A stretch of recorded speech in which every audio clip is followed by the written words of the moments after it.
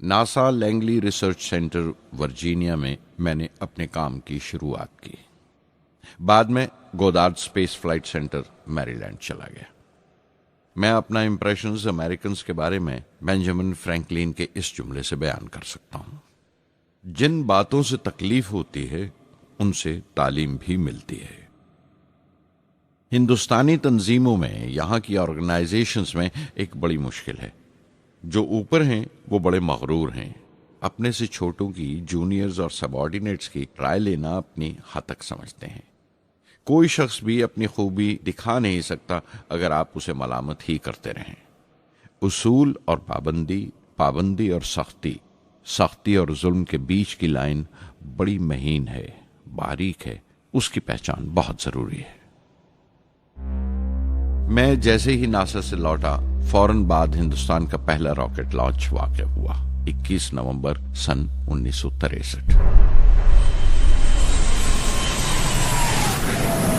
वो sounding rocket था, नाम नाइकी अपेची। नाइकी अपेची की कामयाबी के बाद प्रोफेसर साराभाई ने अपनी आरजू, अपने एक ख्वाब का इजहार किया। एक Indian satellite launch vehicle ISLV का सपना। हिंदुस्तानी रॉकेट का ख्वाब 20वीं सदी में एक तरह से 18वीं सदी का ख्वाब भी कहला सकता है, जो टीपू सुल्तान ने देखा था। टीपू सुल्तान की फौज में 27 ब्रिगेड थे जो खुशून कहलाते थे, और हर एक ब्रिगेड में एक दस्ता था रॉकेटमैन का जो साथ रहा करता था और जुर्क्स कहलाता था।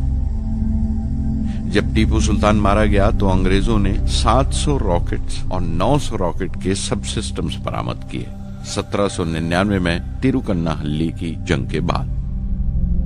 वो रॉकेट्स विलियम कॉन्गरीव ने इंग्लैंड भिजवा दिए जांच पड़ताल के लिए, उसकी तकनीक समझने के लिए, जिसे आज की साइंसी जबान में हम रिवर्स इंजीनियरिंग कहते हैं। टीपू सुल्तान की मौत के साथ उस ख्वाब की भी मौत हो गई, कम से कम 150 साल के लिए। पंडित जवाहरलाल नेहरू की बदौलत वो रॉकेटरी का ख्वाब एक बार फिर हिंदुस्तान में जिंदा हुआ। प्रोफेसर साराभाई ने उस ख्वाब को हकीकत बनाने की जिम्मेदारी अपने सर ले ली।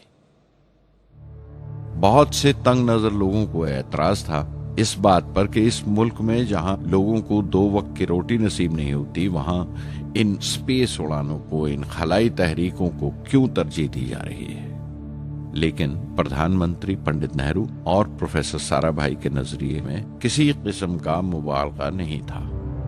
उनके नजरिए बिल्कुल साफ थे कि अगर दुनिया के मुल्कों में और दुनिया के मसलों में कोई हिस्सा लेना है, शिरकत करनी है, हिंदुस्तान को कोई हैसियत हासिल करनी है, तो साइंस और टेक्नोलॉजी की तरक्की और खुद मुख्तारी, सेल्फ रिलायंस अशद जरूरी है। और उनका मकसद ताकत का मुजाहिरा हरगिज नहीं था। सहज पके सो मीठा होए।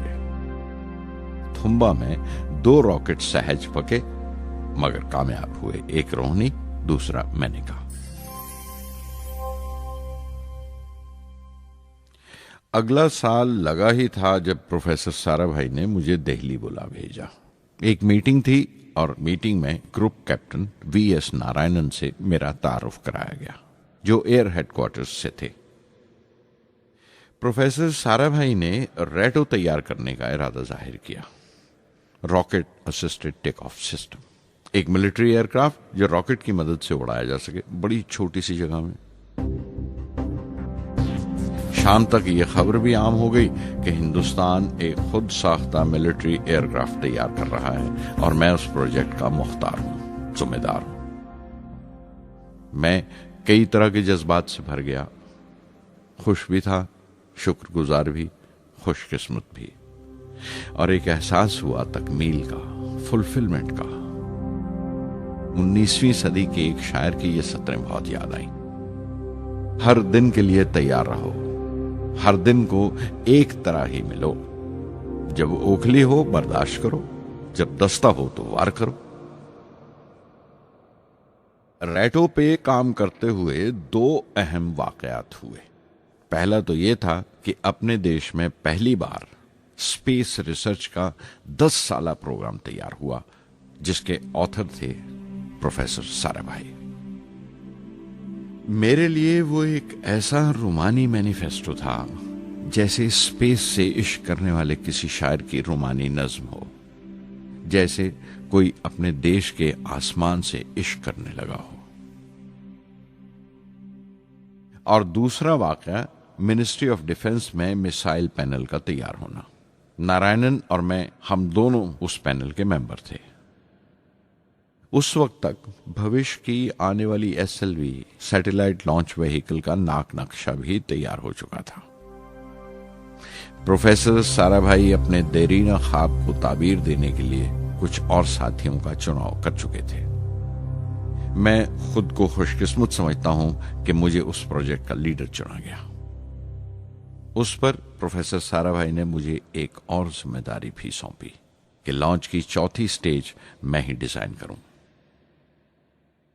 यह मामूल था, मेरा आदत थी कि हर मिसाइल पैनल की मीटिंग के बाद मैं जाकर प्रोफेसर साराभाई को पूरी तफसील, पूरी रिपोर्ट देता था।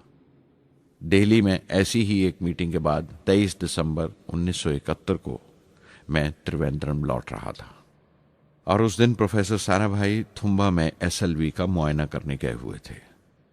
दिल्ली एयरपोर्ट के लाउंज से मैंने उन्हें फोन किया, पैनल मीटिंग की तफसील बताई। प्रोफेसर साराभाई ने मुझे कहा कि मैं त्रिवेंद्रम एयरपोर्ट पर उनका इंतजार करूं।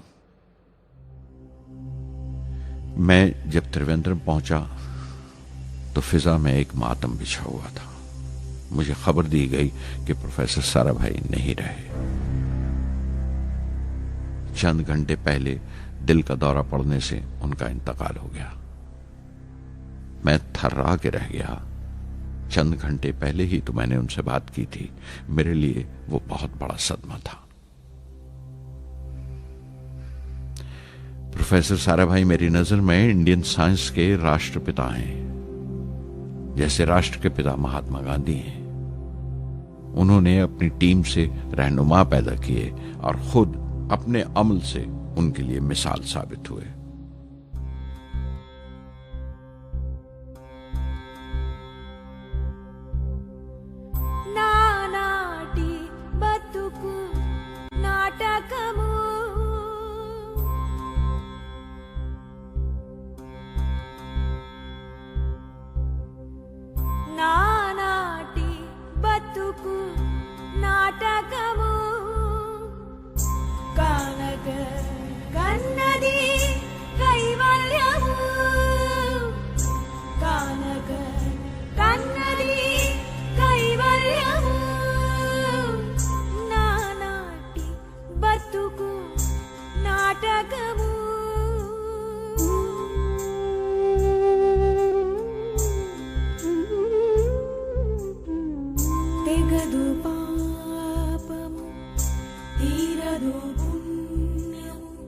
నగి నగి కాలము నాటకము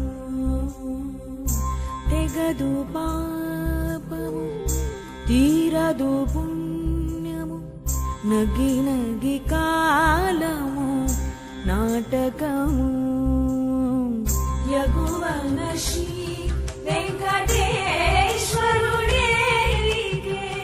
యగువన శ్రీ వెంకటేశ్వరుడే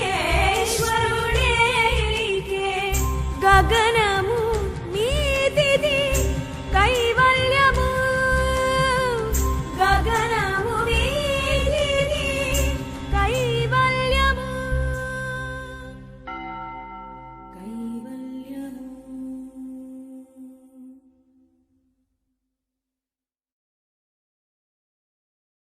कुछ अरसा प्रोफेसर MG के मेनन ने स्पेस रिसर्च का काम संभाला।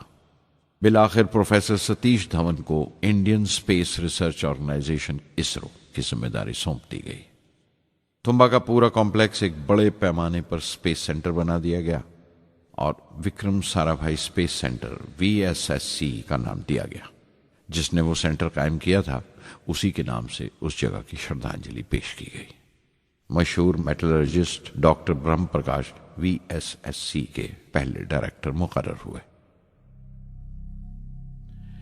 कोई भी शख्स अपनी जिम्मेवारी में तभी कामयाब हो सकता है अगर वो बारसूख हो, मोतबर हो और अपने फैसलों के लिए उसे सही हद तक आजादी हो।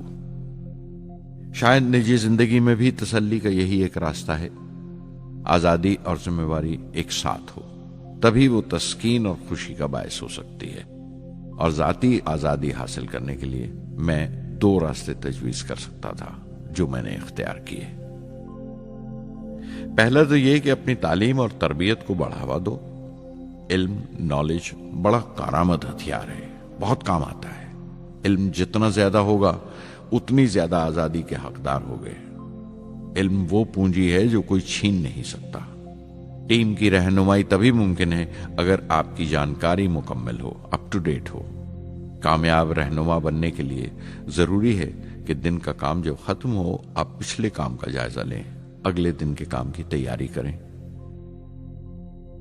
दूसरा तरीका यह है कि अपने काम को अपना फख्र समझें, गर्व समझें, और जरूरी है कि अपने अंदर की शक्ति की सही जानकारी हो। जो करो उस पर यकीन रखो, या जिस पर यकीन हो वही करो, वरना दूसरों के ईमान का शिकार बनते रहोगे। SLV प्रोजेक्ट के पहले 3 सालों में साइंस के बहुत से नए नए इसरार खुले और आहिस्ता आहिस्ता साइंस और टेक्नोलॉजी का फर्क समझ आने लगा। रिसर्च और अमल, डेवलपमेंट का फासला पता चलने लगा। किसी भी इजाद में गलतियां होना लाजमी है, लेकिन हर गलती कामयाबी की तरफ एक और कदम उठाती है, एक और सीढ़ी बन जाती है। किसी भी तख्लीक की तरह SLV3 की तख्लीक भी कई दर्दनाक लम्हों से गुजरी। एक रोज जब मैं और मेरे तमाम साथी अपने कामों में पूरी तरह डूबे हुए थे, मेरे घर से एक मौत की इत्तला पहुंची। मेरे दोस्त और हमदर्द मेरे बहनोई जलालुद्दीन का इंतकाल हो गया था। कुछ देर के लिए तो मैं सुन्न होकर रह गया, मेरी आंखों में अंधेरा छा गया। थोड़ी देर बाद जब अपने चौगिरदे का एहसास हुआ तो महसूस किया जैसे मेरी हस्ती का एक हिस्सा मर गया था। रात की रात बसों में सफर करता हुआ अगली सुबह मैं रामेश्वरम पहुंचा। जोहरा को क्या तसल्ली देता और क्या सब्र देता अपनी भांजी महबूबा को, जो रो रो कर हलकान हो रही थी। मेरी आंखों के सोते पहले ही सूख चुके थे। थुम्बा लौटकर बहुत दिनों तक सारा कामकाज, सारी मसरूफियत बेमानी लगने लगी। बहुत दिनों तक बहुत मलाल लगा, सब बेमानी लगता था। प्रोफेसर धवन देर देर तक हौसला देते थे, कहते SLV पर जैसे जैसे काम आगे बढ़ेगा मुझे सब्र महसूस होगा और ये मायूसी कम होते होते गुजर जाएगी। 1976 में मेरे अब्बा ज़ैनुल आबदीन 102 साल की उम्र में वहीं रामेश्वरम में इंतकाल फरमा गए। 15 पोते पोतियां छोड़कर गए थे पीछे और एक पड़पोता। दुनियावी तौर पर वो सिर्फ एक और बुजुर्ग की मौत थी। कोई बड़ा मातम नहीं हुआ, झंडा नहीं उतारा गया, न अखबारों ने स्याह हाशिए दिए, न सियासतदान थे वो, न विद्वान कोई, न कोई बड़े सरमायादार। एक सीधे सादे इंसान थे, फरिश्ता सिफत।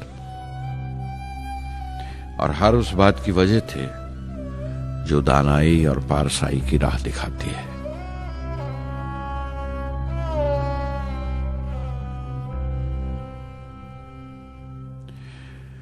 मैं बहुत देर तक अपनी मां के पास बैठा रहा, चुपचाप। और जब उठा थुम्बा लौटने के लिए तो उसने रुंधे गले से दुआएं दी मुझे।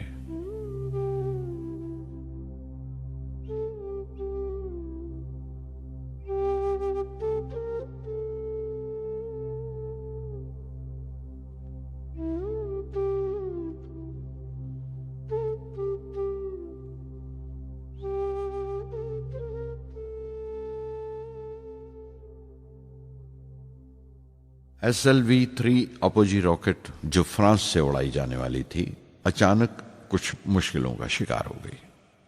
मुझे फौरन फ्रांस जाना पड़ा। मैं रवाना होने ही वाला था कि मेरी मां की मौत की खबर पहुंची। यके बाद दीगरे 3 मौतें हो गई मेरे घर में। उस वक्त मुझे अपने काम में पूरे ध्यान की जरूरत थी। 100% लगन से काम करने की ख्वाहिश किसी और लगन की गुंजाइश नहीं छोड़ती। मुकम्मल नीति और पूरी लगन से SLV-3 का ख्वाब 1979 के दरमियान में जाकर पूरा हुआ।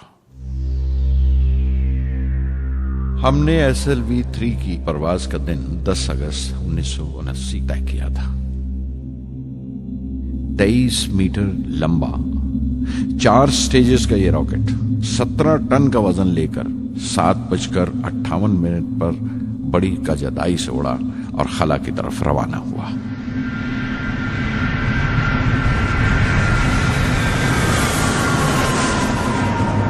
पहली स्टेज हर तरह से पुख्ता निकली और बड़े आराम से रॉकेट दूसरी स्टेज में दाखिल हो गया। हम सब दम खुद रह गए, सांस रोके बैठे थे। हमारे बरसों का ख्वाब आसमान की तरफ सफर कर रहा था। अचानक हमारे ख्वाब में दरार आई, हमारा सुकूत टूटा, हमारी खामोशी टूटी। दूसरी स्टेज काबू से बाहर होने लगी थी। 317 सेकंड के बाद परवाज टूट गई। मेरी मेहनत और उम्मीद चौथी स्टेज को साथ लेकर तमाम मलबा श्री हरिकोटा से 560 किलोमीटर दूर समंदर में जाके गिरा।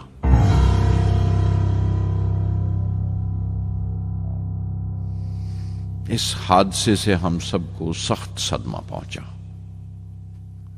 मैं गम और गुस्से से भर गया, नुचड़ गया, बिल्कुल जिस्मानी तौर पर भी और जहनी तौर पर भी। मैं सीधा अपने कमरे में गया और बिस्तर में धंस गया। मैंने अपने कंधे पर एक दिलासे का हाथ महसूस किया तो आंख खोली।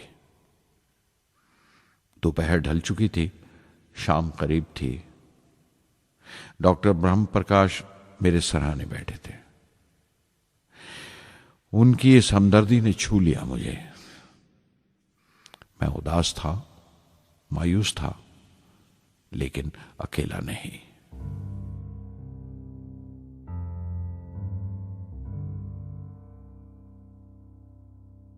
हर शख्स तकनीकी जमा तफरीक और बहस मुबासे के बाद मुतमईन हो चुका था, संतुष्ट हो चुका था, लेकिन मुझे इत्मीनान ना आया और मुसलसल बेचैन रहा। मैं बेसाख्ता खड़ा हो गया और एतराफ किया प्रोफेसर धवन के सामने, सर, मेरे साथियों को नाकामयाबी की वजह दरियाफ्त हो जाने से इत्मीनान हो गया, लेकिन मैं उसे काफी नहीं समझता। इस मिशन के डायरेक्टर की हैसियत से इस गलती को भी मैं अपनी जिम्मेवारी समझता हूं। SLV-3 की नाकामयाबी की जिम्मेवारी मेरी है।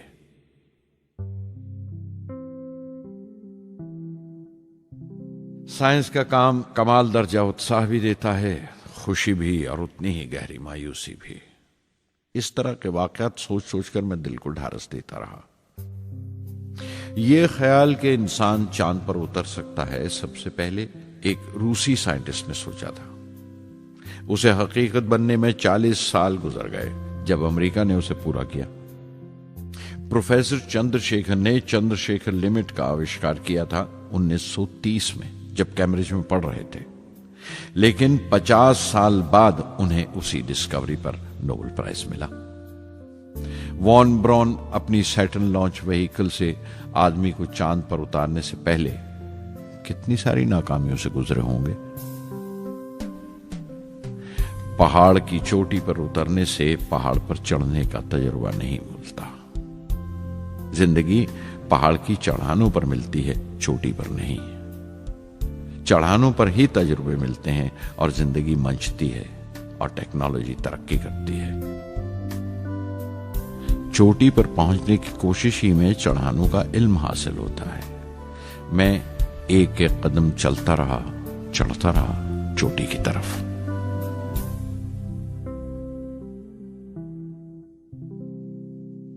SLV-3 की उड़ान से 30 घंटा पहले 17 जुलाई 1980 के दिन अखबारों की सुर्खियां तरह तरह की राय और अंदाजों से भरी हुई थीं। ज्यादातर रिपोर्टर्स ने पहली एसएलवी की उड़ान याद दिलाई थी कि किस तरह वो रॉकेट फेल हो गया था और उसका मलबा समंदर में जाकर गिरा था। कुछ लोगों ने तो देश की दूसरी खामियों का जिक्र करते हुए भी उसे SLV-3 से जोड़ दिया था। मैं जानता था कि अगले दिन का नतीजा हमारे फ्यूचर के स्पेस प्रोग्राम का फैसला करने वाला है। मुख्तसर ये कि सारी कौम की नजरें हम पर गड़ी हुई थीं। 18 जुलाई 1980 सुबह 8:03 पर हिंदुस्तान का पहला सैटेलाइट लॉन्च व्हीकल उड़ा।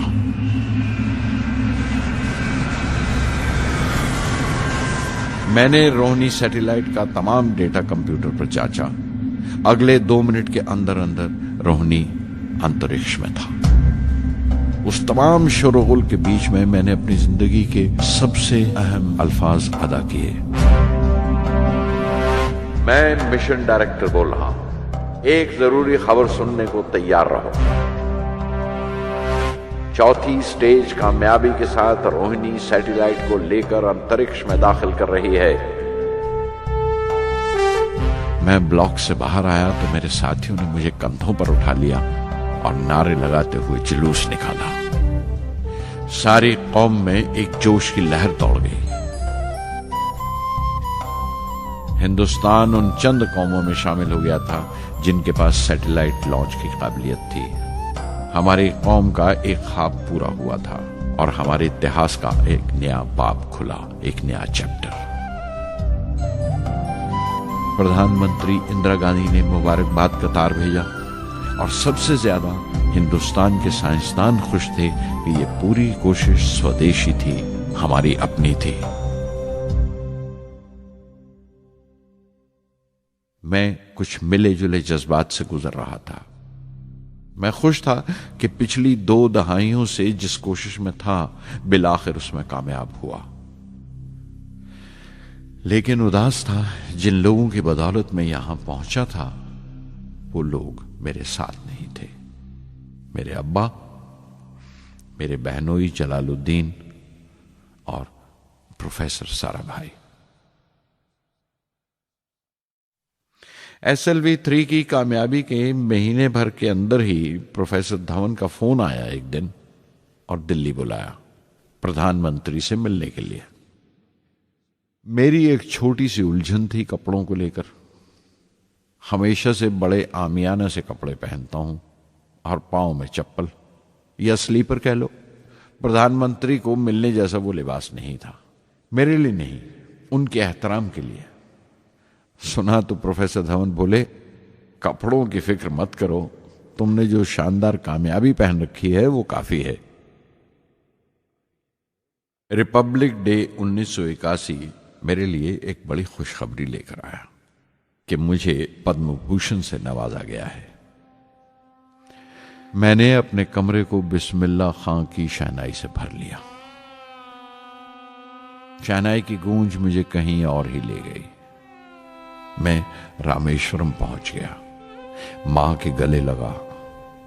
अब्बा ने मेरे बालों को उंगलियों से सहलाया और मेरा दोस्त, मेरा रफीक जलालुद्दीन मस्जिद गली में जमा हुए लोगों में मेरे इनाम का ऐलान कर रहा था।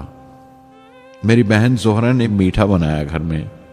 पक्षी लक्ष्मण शास्त्री ने मेरे माथे पर तिलक लगाया। फादर सोलोमन ने मेरे हाथ में सलीब देकर दुआ पढ़ी और प्रोफेसर साराभाई को देखा। उनके चेहरे पर मुस्कुराहट थी, फख्र था। जो पौधा वो लगाकर गए थे अब पूरा पेड़ बन चुका था, जिसके फल हिंदुस्तान की आवाम तक पहुंच रहे थे।